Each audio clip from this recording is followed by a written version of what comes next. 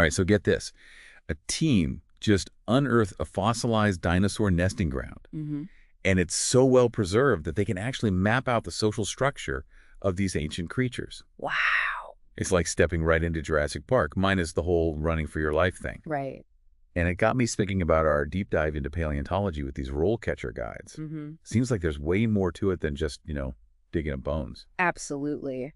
This discovery just shows how paleontology is all about piecing together entire ecosystems, not just individual creatures, it's like detective work, but with clues from millions of years ago. So we're talking footprints, fossilized plants, even those tiny microfossils, right? Exactly. And those microfossils, even something like, say, ancient pollen, can totally change your understanding. Like, you could use them to figure out what the climate was like in that nesting ground, why certain dinosaurs thrived there. It's that interdisciplinary approach that makes the field so exciting, bringing all those different fields together. Okay, so it's not enough to just be obsessed with dinosaurs. Mm-hmm. You need a really strong, solid science background across different areas. Yeah, it's the foundation for sure. Like biology helps you understand how life itself evolves, right? Yep. And geology, that reveals how the earth is structured.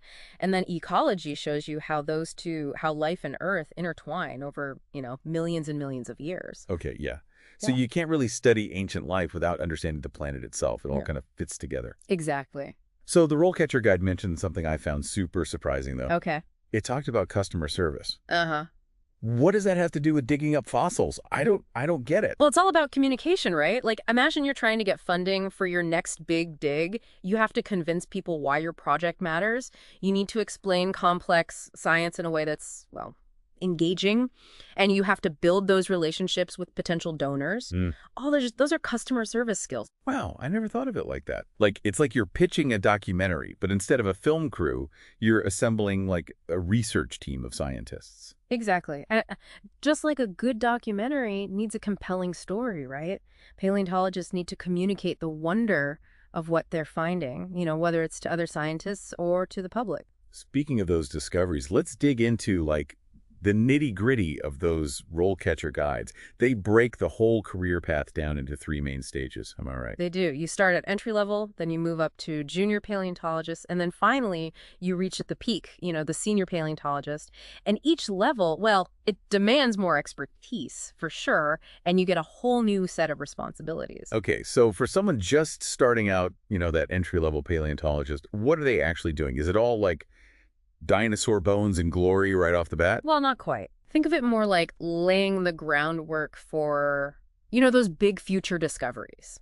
Like, you might be helping out senior paleontologists with field work, carefully collecting and documenting those fossils. So less Indiana Jones, more like Indiana Jones's assistant who's meticulously cataloging everything. Yeah, pretty much. But that's how you learn, right? Right. You're also prepping those fossils in the lab, which, I'm not going to lie, can be pretty painstaking work. Oh, I bet. But it's crucial, for revealing all those hidden details. So it's that attention to detail that separates just finding a cool rock from finding something that's actually scientifically significant, like a fossil. 100%. And as you get more experience, you'll move up, to that junior paleontologist role. And that's where you start, well, getting your hands dirty, so to speak. Okay, so less about literally brushing away dirt, more about really digging into the data. Yeah, you got it. What does that look like? Well, you might lead smaller digs, start identifying and classifying your own finds. This is where that specialization we talked about earlier comes in. You might find yourself, drawn to the microfossils from that dinosaur nesting site. Oh, interesting. So instead of studying the big dinosaurs, you're figuring out what was on the prehistoric menu, what they were snacking on. Exactly. You got it. And from those tiny clues, you build up this bigger picture of how that whole ancient ecosystem worked. And junior paleontologists, they also start contributing to research papers, presenting at conferences, really making a name for themselves. Okay, so climbing up that academic ladder, getting your work out there. Yeah. And then comes the peak, the senior paleontologist. What does that top tier look like in the field? Think of it like this. You're conducting your own prehistoric orchestra. You're designing these big research projects, and you're often the one going out and securing the grants, the funding to make it all happen. So those customer service skills from the early stages, those are still super important, even at the highest level. Oh, absolutely. 100%. You're also mentoring, those up-and-coming paleontologists. You're publishing your findings in, all the prestigious journals. And maybe, just maybe, you're inspiring a whole new generation to fall in love with dinosaurs. Or microfossils. Or microfossils, exactly. Now, we touched on this a bit earlier, but the RoleCatcher guides really emphasize specialization. Like, it's not enough to just love all things prehistoric. You really need to find your niche, your specific thing. Right, and it's a super competitive field, so finding that area of expertise, it's crucial. Let's say you're fascinated by that nesting ground we talked about earlier, right? Yeah. You could become the expert on dinosaur parenting behaviors. Oh, wow. Dinosaur parenting, that's a book I would read. Exactly. Or maybe you're, super intrigued by how those dinosaurs fossilized in the first place, That could lead you to specialize in taphonomy, which is basically the study of how things fossilize. Oh, wow. So one person's out there digging up the bones and another person's figuring out how those bones became these rock-hard time capsules? Exactly. It really shows how diverse this field actually is. Yeah, it's amazing. And that diversity, it's fueled by, constantly evolving technology, too.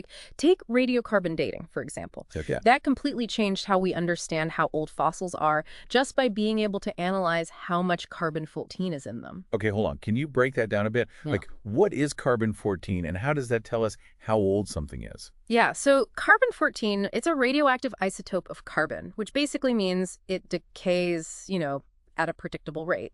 So living things, we're constantly replenishing our carbon-14 levels, but once we die, that replenishment, it stops and the decay clock starts ticking. Okay. By measuring how much carbon-14 is left in a fossil, we can figure out how long ago it was alive. Wow. So it's there's a radioactive stopwatch built into every living thing. Exactly. That's wild. I know. And that's just one example. We also have techniques like CT scanning now, right?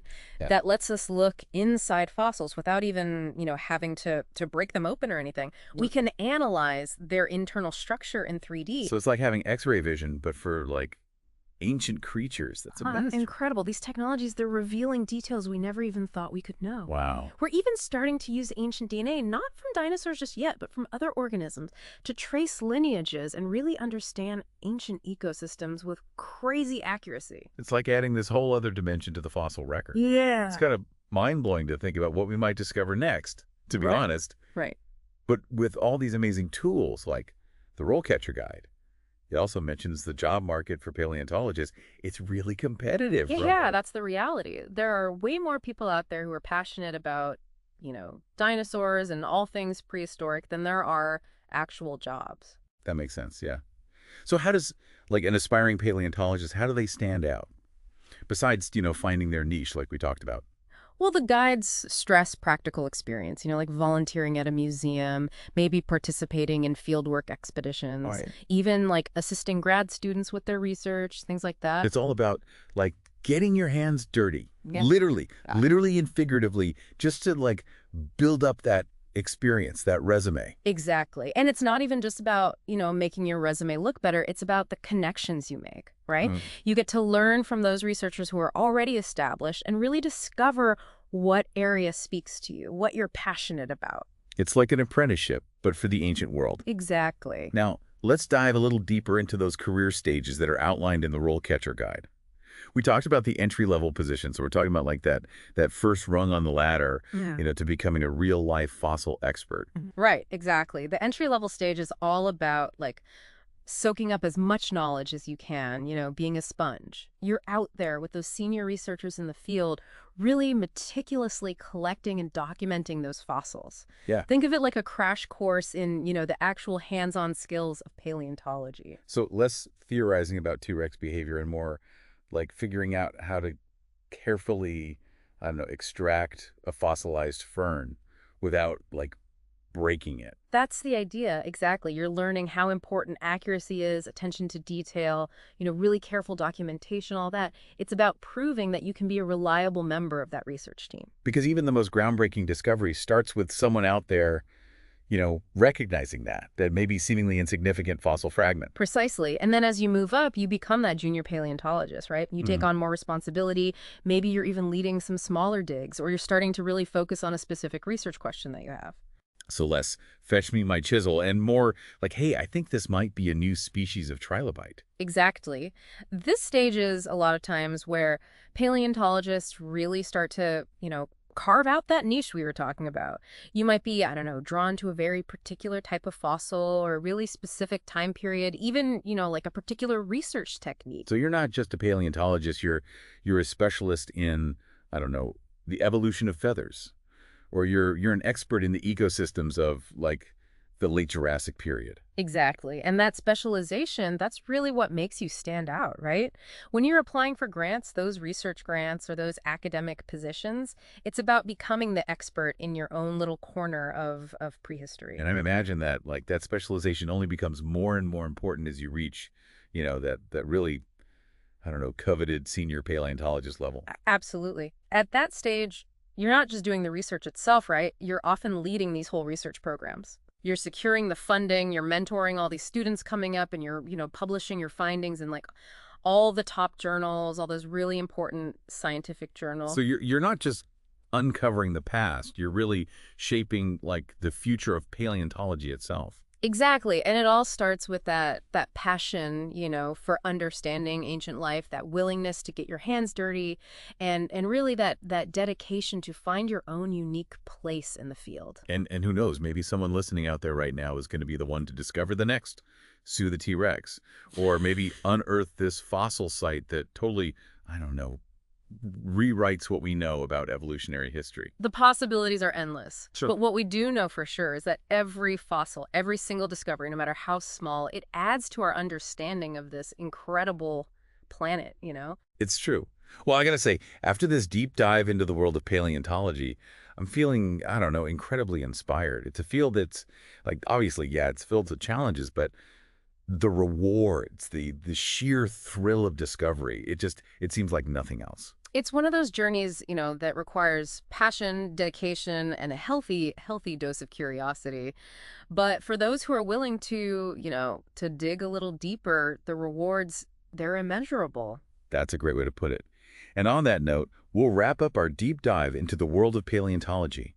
Remember, those role catcher guides, those are an amazing resource, especially if you're serious about, actually pursuing a career in the field. Keep exploring, keep asking those questions, and never lose that sense of wonder. Because who knows what incredible secrets are still waiting out there to be unearthed.